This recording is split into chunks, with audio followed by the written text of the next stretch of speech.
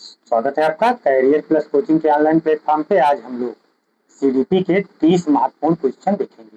तो चलिए शुरुआत करते हैं, बढ़ते हैं आज के क्वेश्चन की तरफ। आज का पहला क्वेश्चन क्या कह रहा है? कह रहा है पर्सनालिटी। पर्सनालिटी शब्द की उत्पत्ति लैटिन भाषा के किस शब्द से हुई है? ये जो पर्सनालिटी शब्द है इसकी पूछ रहा है कि ये जो उत्पत्ति है ये किस भाषा से हुई है। ठीक है, पर्सन से, परसोना से, पर्सनालिटी से या पर्सनल से। तो किस भाषा से हुई है? ठीक है, तो ये परसोना शब्द से। जो पर्सनालिटी शब्द है ना ये परसोना शब्द से बना है। किससे बना है? लैटिन भाषा के परसोना शब्द से। इसका मतलब होता है मुखौटा। क्या होता है? पर्सनालिटी का मतलब क्या होता है? मुखौटा। तो विकल्प कौन सा आपका सही हो जाएगा? बी विकल्प, मुखौटा। ठीक है, चलिए बढ़ते हैं अगले क्वेश्चन की तरफ। इसमें कौन सा विकल्प सही हो गया? बी विकल्प यानी मुखौटा। चलिए बढ़ते हैं क्वेश्चन नंबर 2 की तरफ। क्वेश्चन नंबर 2 कह रहा है कि व्यक्तित्व व्यक्ति के भीतरी उन मनोशारीरिक तंत्रों का गतिशील संगठन है जो वातावरण के साथ उसका अपूर्व समायोजन निर्धारित करता है। यह प्रसिद्ध कथन किसका है? मतलब ये परिभाषा किसकी है आपसे पूछ रहा है। वुडवर्थ जी की है, वाटसन जी की है, G.W. आलपोर्ट की है या स्किनर की है? तो ये महान परिभाषा किसकी है? G.W. आलपोर्ट की। ठीक, मनोशारीरिक विज्ञान के जनक कौन है? G.W. आलपोर्ट। तो विकल्प आपका कौन सा सही हो जाएगा? सी विकल्प, G.W. आलपोर्ट। ठीक, चलिए बढ़ते हैं अगले क्वेश्चन नंबर 3 की तरफ। क्वेश्चन नंबर 3 कह रहा है कि क्रेस्मर ने शारीरिक रचना के आधार पर व्यक्तित्व को किन भागों में बांटा है? देखिए व्यक्तित्व से क्वेश्चन आपको देखने को जरूर मिलेंगे। इसमें क्रेस्मर का पूछ रहा है, क्रेस्मर है, सेल्डन है, इन सबका जरूर पूछा जाएगा। तो क्रेस्मर का आपसे पूछ रहा है पिकनिक, एस्थेनिक, एथलेटिक या डाइस्प्लास्टिक। किसमें बांटा है इन्होंने? पिकनिक, एस्थेनिक, एथलेटिक या डाइस्प्लास्टिक। फिर इन्होंने अंतर्मुखी, बहिर्मुखी, उभयमुखी, एंडोमार्फिक, मेसोमार्फिक, एक्टोमार्फिक, वैचारिक, कलात्मक या व्यवहारिक। तो इन्होंने किसमें बांटा है? इन्होंने बांटा है पिकनिक, एस्थेनिक, एथलेटिक या डाइस्प्लास्टिक। तो कौन सा विकल्प सही हो जाएगा? ए विकल्प। ठीक है, बाकी अंतर्मुखी, बहिर्मुखी, उभयमुखी किसने बताया? अभी आगे आपको क्वेश्चन मिलेगा, इसलिए यहाँ इसको नहीं बता रहे हैं। ठीक है, देखो डाइस्प्लास्टिक मतलब होता है, इसमें देखिए मतलब समझ लिए। पिकनिक का मतलब क्या होगा? पिकनिक का मतलब जो प्रसन्नचित हो, गोल मटोल हो, ठीक, वो किसमें जाएगा? पिकनिक में। एस्थेनिक में कौन जाएंगे? दुबले पतले लोग। जो दुबले पतले लोग हैं उनको किस श्रेणी में रखा उन्होंने? एस्थेनिक में। एथलेटिक में जो हस्त पुष्ट है, खिलाड़ी वगैरह, किसमें जाएंगे? एथलेटिक में। और डाइस्प्लास्टिक में कौन जाएंगे? इन तीनों का मिश्रण। मतलब जिनको किसी श्रेणी में नहीं रखा गया उनको किसमें रख दिया क्रेस्मर जी ने? डाइस्प्लास्टिक में। ठीक, एक बार फिर से सुन लीजिए। पिकनिक मतलब ये हुआ जो हमेशा प्रसन्नचित रहे, गोल मटोल हो। एस्थेनिक मतलब जो दुबले पतले शरीर वाले, इनके नाक पे ही गुस्सा होता है। ठीक, एथलेटिक जो हस्त पुष्ट होते हैं, खिलाड़ी वगैरह, किसमें जाएंगे? एथलेटिक में। और डाइस्प्लास्टिक में कौन जाएंगे? इन सबका मिश्रण। चलिए बढ़ते हैं अगले क्वेश्चन नंबर 4 की तरफ। क्वेश्चन नंबर 4 कह रहा है कि सेल्डन के अनुसार गोलकार या एंडोमार्फिक व्यक्ति कैसे होते हैं? क्रोधी या आक्रामक, शांत, मोटे, आरामदायक और सामाजिक, दुबले पतले और एकांत प्रिय, निरुत्साही। तो ये कैसे होते हैं? सेल्डन ने 3 प्रकार का सेल्डन बताए हैं। कौन कौन? तो इसमें आपसे पूछ रहा है एंडोमार्फिक पूछ रहा है ना, एंडोमार्फिक, मेसोमार्फिक। तो एंडोमार्फिक किसमें जाएंगे? पिकनिक वाले में जाएंगे। क्रेस्मर के अनुसार पिकनिक में और सेल्डन के अनुसार ये गोलकाय जिसको बोलते हैं, यानी एंडोमार्फिक में जाएंगे। तो इसमें क्या होंगे? ये भोजन प्रिय, खुश मिजाज, आराम, प्रसन्न, घूमना फिरना जिनको पसंद हो, वो क्रेस्मर के अनुसार किसमें जाएंगे? पिकनिक में। और सेल्डन के अनुसार किसमें जाएंगे? एंडोमार्फिक में। तो विकल्प आपका कौन सही हो जाएगा? शांत, मोटे, आराम, प्रसन्न और सामाजिक। ऐसे प्रकार के जिनका व्यक्तित्व ऐसा है उनको किसमें रखा है सेल्डन जी ने? उनको रखा है एंडोमार्फिक में। ठीक है, चलिए बढ़ते हैं क्वेश्चन नंबर 5 की तरफ। क्वेश्चन नंबर 5 कह रहा है कि मनोसामाजिक दृष्टिकोण के आधार पर व्यक्तित्व का वर्गीकरण अंतर्मुखी, बहिर्मुखी, उभयमुखी किसने किया? सिगमंड फ्रायड जी ने, कार्ल युंग जी ने, एडलर जी ने या थॉर्नडाइक जी ने? तो देखिए अंतर्मुखी, बहिर्मुखी और उभयमुखी का व्यक्तित्व का वर्गीकरण कार्ल जुंग ने किया है। किसने किया है? कार्ल जुंग बोलते हैं। सामाजिक अंतःक्रिया के आधार पर इन्होंने व्यक्तित्व का वर्गीकरण किया है। तो विकल्प कौन सा सही हो जाएगा आपका? बी विकल्प, कार्ल जुंग।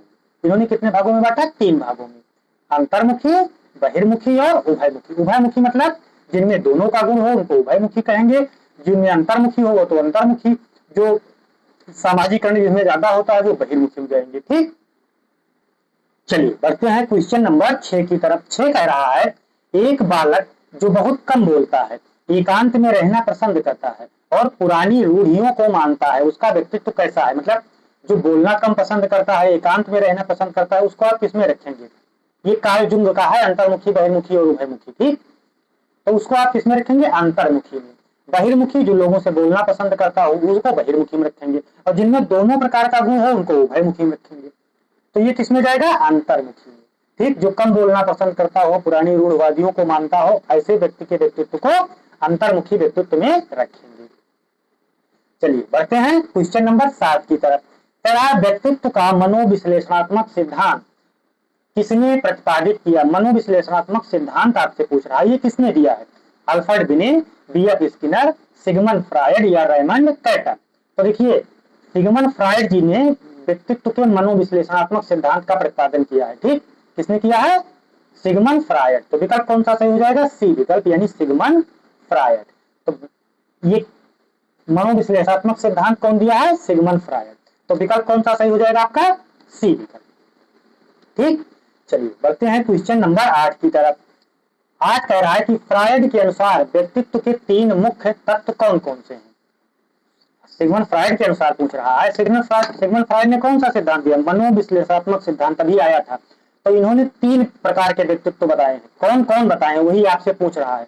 मन, बुद्धि, आत्मा, इड, ईगो, सुपर ईगो, चेतना, अर्धचेतन या अचेतन, अंतर्मुखी, बहिर्मुखी या उभयमुखी। तो अंतर्मुखी, बहिर्मुखी और उभयमुखी कौन बताया है? Carl Jung. इसमें इन्होंने क्या बताया है? इड, ईगो, सुपर ईगो, यानी इदम, अहम, पराहम। इसको इड को इदम बोलते हैं, ईगो को अहम बोलते हैं और सुपर ईगो को पराहम बोलते हैं। तो विकल्प आपका कौन सा सही हो जाएगा? बी विकल्प, id, ego and super ego. ये किसके अनुसार है? सिगमंड फ्रायड के अनुसार। ठीक है, इड मतलब क्या होता है? दमित इच्छाएं, बहुत कुछ सोचता है। और इसमें सुपर ईगो में क्या जाएगा? नैतिकता की बात जब करेगा वो, तो सुपर ईगो हो जाएगा। और ईगो में कौन जाएगा? जब वो सब सही गलत मतलब ये निर्णय लेने लगे कि ना ये करना सही है, अच्छा लड़का अच्छा लड़की वाला किसमें जाएगा? मान के चले आप, ईगो में। ठीक, और सुपर ईगो में नैतिकता की बात जाएगी। और ईड में क्या जाएगा? दमित इच्छाएं, जो भी इच्छाएं हैं वो सब दमित इच्छाएं। जो जितनी दमित इच्छाएं हैं, जैसे इसको मार देना, चोरी करना, ये जिसे चोरी करना है किसमें जाएगा? ईड में, यानी अहम में। चोरी करना पाप है, किसमें जाएगा? ईगो में। और चोरी करना समाज के दृष्टि से नैतिकता के अनुसार अगर गलत है तो किसमें जाएगा? सुपर ईगो में। ऐसे आप ध्यान रखेंगे। चलिए बढ़ते हैं क्वेश्चन नंबर 9 की तरफ। 9 कह रहा है कि तत्काल सुख की इच्छा या पार्श्विक प्रवृत्तियों से संचालित होने वाला व्यक्तित्व का भाग कौन सा है? क्या कह रहा है? कि तत्काल सुख की इच्छा, अहम, पराहम, इदम या अचेतन मन। तो देखिए, तत्काल सुख की इच्छा यानी सारी गलत जो दमित इच्छाएं हैं वो किसमें जा रही हैं? अहम में। तो ये किसमें जाएगा? अहम, यानी ईगो में जाएगा। ये किसमें जाएगा? नहीं, ये अहम में, ये अहम में नहीं, ये इदम में जाएगा ना। ये किसमें जाएगा? इदम में। दमित इच्छाएं है ना, तो दमित इच्छाएं इदम में जाएगा। और जैसे चोरी करना पाप है, ये किसमें जाएगा? अहम में। और चोरी करना गलत बात है, मतलब चोरी करना गलत है, ये नैतिकता किसमें जाएगी? पराहम, यानी सुपर ईगो में। और ये तत्काल सुख की बात करेगा, तत्काल उसको सुख चाहिए, तो ये किसमें जाएगा? इदम में। चलिए बढ़ते हैं क्वेश्चन नंबर 10 की तरफ। 10 कह रहा है, ईगो या अहम किस सिद्धांत पर कार्य करता है? सुख के सिद्धांत पर, नैतिकता के सिद्धांत पर, वास्तविकता के सिद्धांत पर या कल्पना के सिद्धांत पर? तो ईगो वास्तविकता को धरातल पर उतारने वाला किस पे कार्य करेगा? देखिए, ईगो किस पे क्या करेगा? वास्तविकता के सिद्धांत पर, यानी रियलिटी प्रिंसिपल पर। किस पे कार्य करेगा? रियलिटी प्रिंसिपल पर। तो विकल्प कौन सा सही हो जाएगा आपका? सी विकल्प। ठीक है, चलिए बढ़ते हैं अगले क्वेश्चन नंबर 11 की तरफ। 11 कह रहा है कि व्यक्तित्व मापन की प्रक्षेपी विधियां किसके मापन के लिए सर्वोत्तम मानी जाती है? तो ये किसके मापन के लिए मानी जाती है? चेतन मन के, अचेतन मन के, बुद्धि के या शारीरिक क्षमता के? तो ये किसके लिए मापी जाती है? अचेतन मन के। तो विकल्प कौन सा सही हो जाएगा? बी विकल्प, अचेतन मन के। ठीक, तो ये किस पे जाएगा? अचेतन मन के। चलिए बढ़ते हैं क्वेश्चन नंबर 12 की तरफ। 12 कह रहा है कि प्रासंगिक अंतर्बोध परीक्षण, इसी को टेट बोलते हैं ना, इसका निर्माण किसने किया, यानी टेट परीक्षण का निर्माण किसने किया, हरमन रोसा ने, मरे एवं मार्गन ने, लियोपोल्ड बैलट ने, या पावलाव। तो पावलाव जी ना ये कुत्ते पे प्रयोग किए थे। इन्होंने जो ये लियोपोल्ड बैलट दिया है, इन्होंने किसका निर्माण किया, कैट यानी सीएटी परीक्षण का निर्माण किसने किया है, लियोपोल्ड बैलट। और मरे एवं मार्गन ने टैग परीक्षण का निर्माण किया है। ठीक, इसको क्या बोलते हैं, थीमेटिक एप्रीसेंशन टेस्ट। तो विकल्प कौन सा सही हो जाएगा, बी विकल्प, मरे एवं मार्गन। ठीक है, टेट का निर्माण किसने किया, मरे एवं मार्गन। अच्छा, एक चीज इसमें और पूछा जा सकता है आपसे कि टेट में कितने कुल कार्ड होते हैं, तो कार्डों की संख्या इसमें पूछी जा सकती है। तो कुल 31 कार्ड होते हैं। ठीक, कितने कार्ड होते हैं, 31 कार्ड। चलिए बढ़ते हैं क्वेश्चन नंबर 13 की तरफ।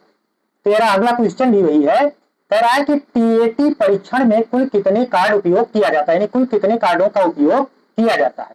तो टीएटी परीक्षण में कुल 31 कार्डों का प्रयोग किया जाता है। कितने कार्डों का, 31 कार्डों का, जिसमें से 30 कार्ड पे तो चित्र बने होते हैं, 10 कार्ड पे पुरुषों का और 10 कार्ड पे महिलाओं का चित्र बने होते हैं, और 10 कार्ड दोनों के लिए। ठीक, और एक कार्ड जो है वो ब्लैंक होता है। मतलब समझिए 10 कार्ड क्या होता है, 10 कार्ड पे पुरुषों के चित्र बने होते हैं, 10 कार्ड पे महिलाओं के, और 10 कार्ड दोनों के लिए। 10 कार्ड पुरुषों के लिए है, 10 कार्ड महिलाओं के लिए है, 10 कार्ड दोनों के लिए है, और एक कार्ड पूरी तरीके से ब्लैंक यानी सादा होता है। तो कुल कितने कार्ड होते हैं, 31 कार्ड। तो विकल्प कौन सा सही हो जाएगा, सी विकल्प। चलिए बढ़ते हैं क्वेश्चन नंबर 14 की तरफ। 14 कह रहा है, क्वेश्चन नंबर 14 कह रहा है कि ये जो हरमन रोसा शाही धब्बा परीक्षण है, ये किसने तैयार किया था।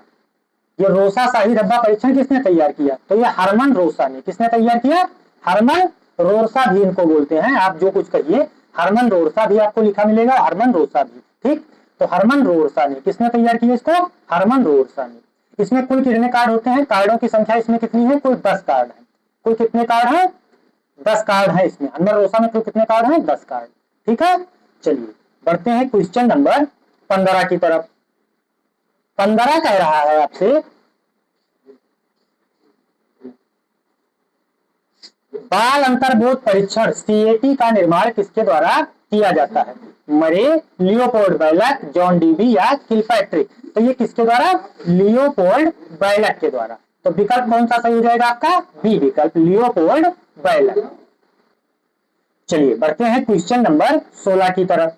16 नंबर कह रहा है आपसे कि व्यक्तित्व मापन यानी 16 पीएफ 16 पर्सनालिटी फैक्टर्स जो है, इस प्रश्नावली का निर्माण किसने किया था, आलपोर्ट ने, आरबी कैटल ने, आइजेंक ने, या वुंट ने। तो देखिए ये 16 पर्सनालिटी फैक्टर्स है ना, इसका निर्माण आरबी कैटल के द्वारा किया गया। किसके द्वारा किया गया है, आरबी कैटल। तो विकल्प कौन सा सही हो जाएगा, बी विकल्प। ठीक है, इन्होंने व्यक्तित्व के 16 मूल गुण बताए, कितने बताए, व्यक्तित्व के मूल शील गुणों पर 16 प्रश्नावली तैयार की थी। ठीक है, ये किस पे तैयार की थी, व्यक्ति के मूल शील गुण पे।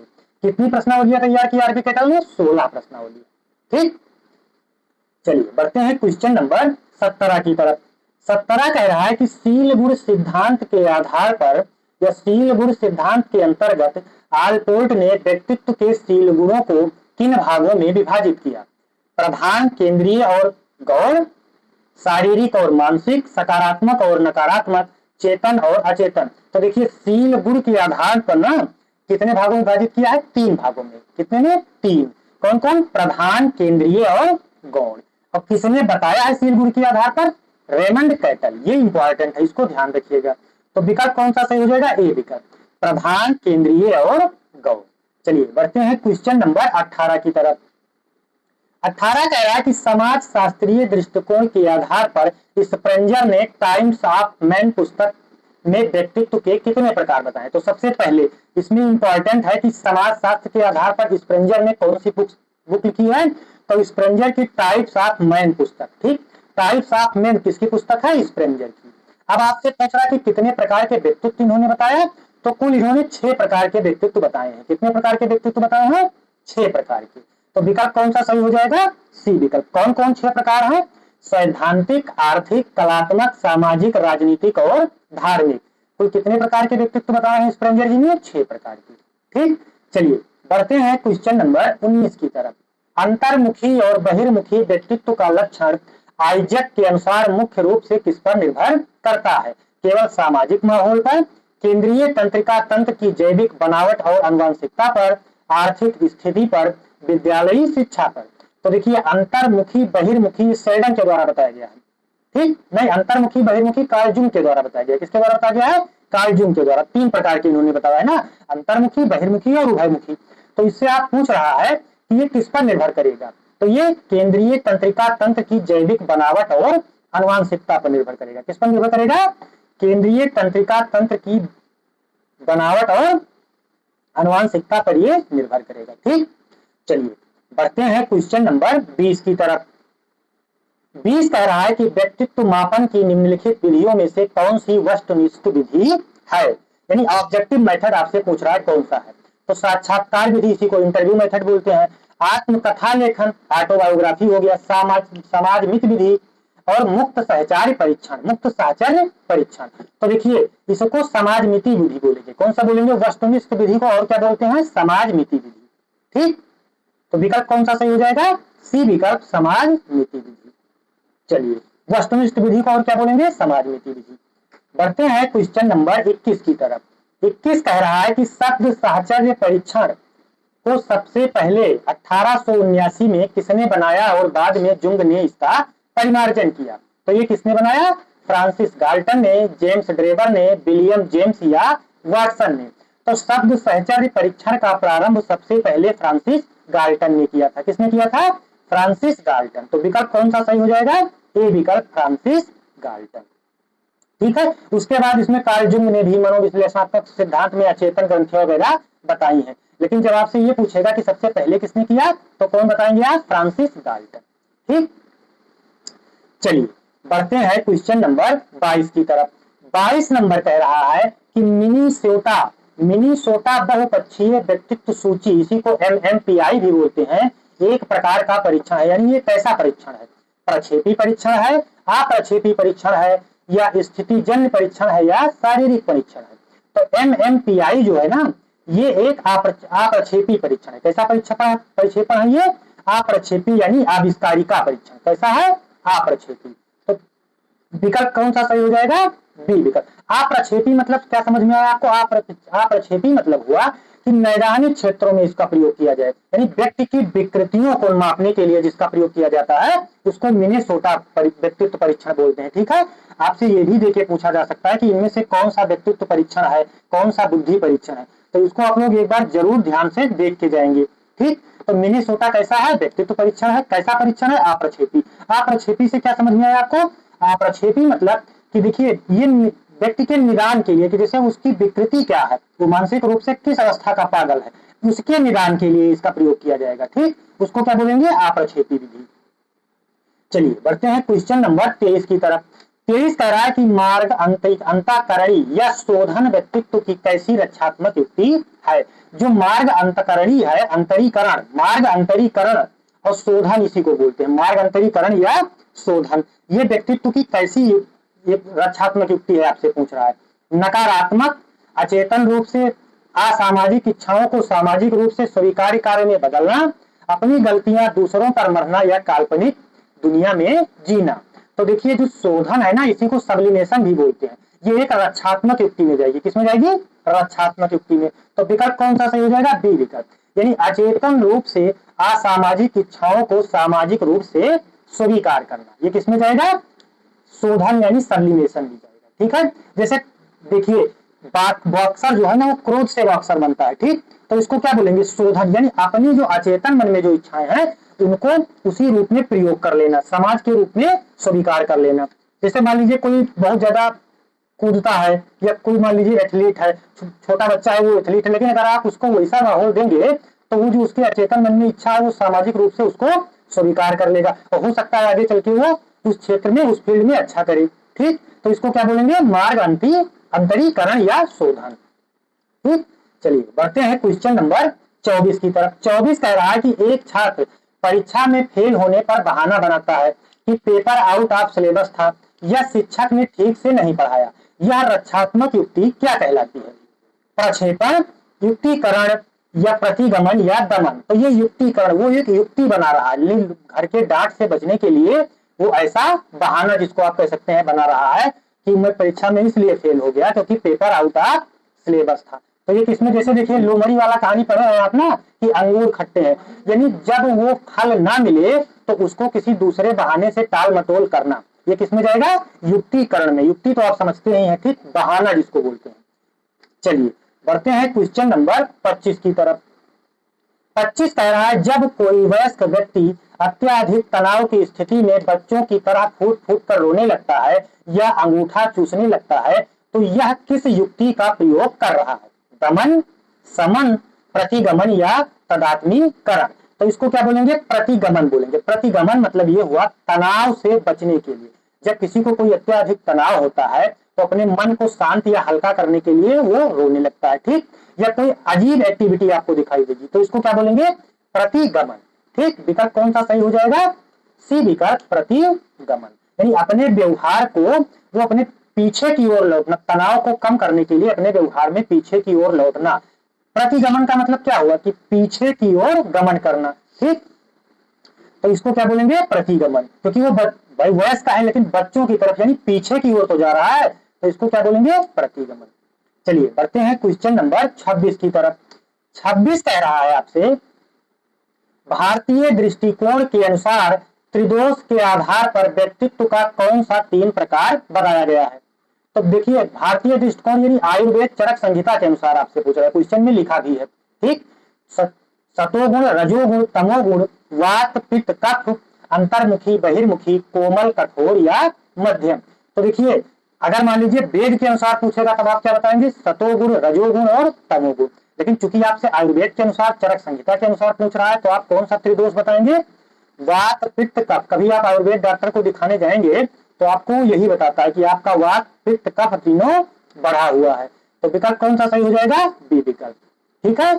चलिए बढ़ते हैं क्वेश्चन नंबर, अच्छा एक चीज और जान लीजिए, अगर मान लीजिए वेद या भगवत गीता के अनुसार पूछेगा तब आप कौन सा बताएंगे, सतोगुण, रजोगुण और तमोगुण।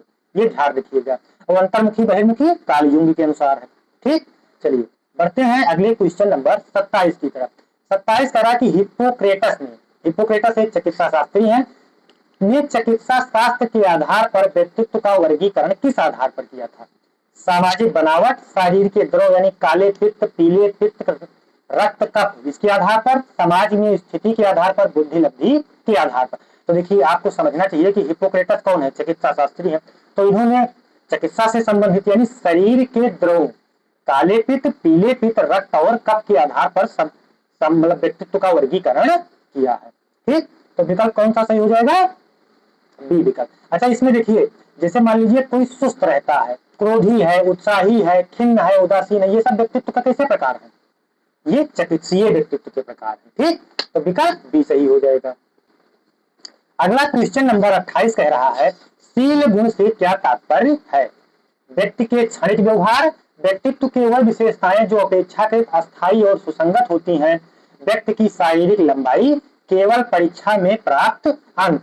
तो देखिए शील गुण से बात कर रहा है ना, शील गुण की बात कर रहा है। तो शील गुण व्यवहार में वो परिवर्तन है जैसे ईमानदारी हुआ, दयालुता हो, जैसे कहा देहात में, आप लोग देहात में जो बच्चा रहता है वो जानता होगा यदि कोई काफी उपद्रव करता है या किसी को मारता पीटता है तो उसको बोला जाता है कि आपके तरीके कोई शील नहीं है।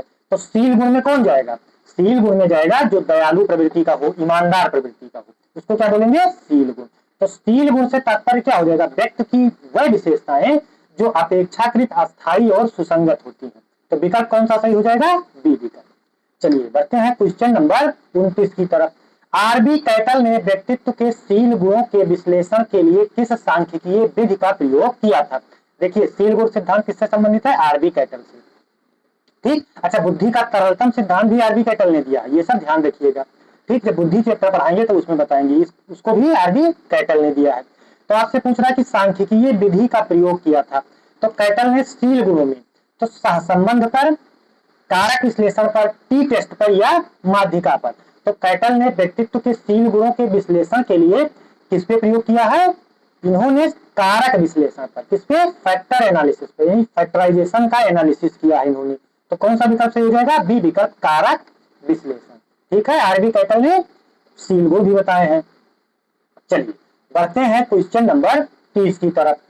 30 कह रहा है और आज का आखिरी क्वेश्चन है कि व्यक्तित्व को प्रभावित करने वाले कारकों में सबसे महत्वपूर्ण किसे माना जाता है? केवल विद्यालय का वातावरण, जैविक वंशानुक्रम और पर्यावरणीय कारकों की अंतःक्रिया, व्यक्ति की आर्थिक संपन्नता या मित्रों की संख्या। तो व्यक्तित्व को कौन प्रभावित करेगा? मित्रों की संख्या तो नहीं प्रभावित करेगा, ठीक। ये सामाजिकता को प्रभावित करेगा। आर्थिक संपन्नता जो है, आर्थिक स्थिति कैसे किसको प्रभावित करेगी? ये सामाजिकता को प्रभावित करेगी, ठीक। वातावरण किसको प्रभावित करेगा? सामाजिकता को प्रभावित करेगा।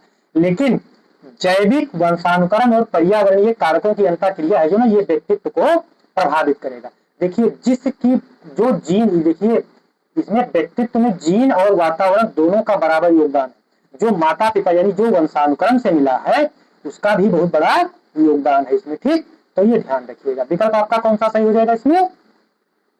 बी विकल्प, जैविक वंशानुक्रम एवं पर्यावरणीय कारकों के अंतःक्रिया, ठीक।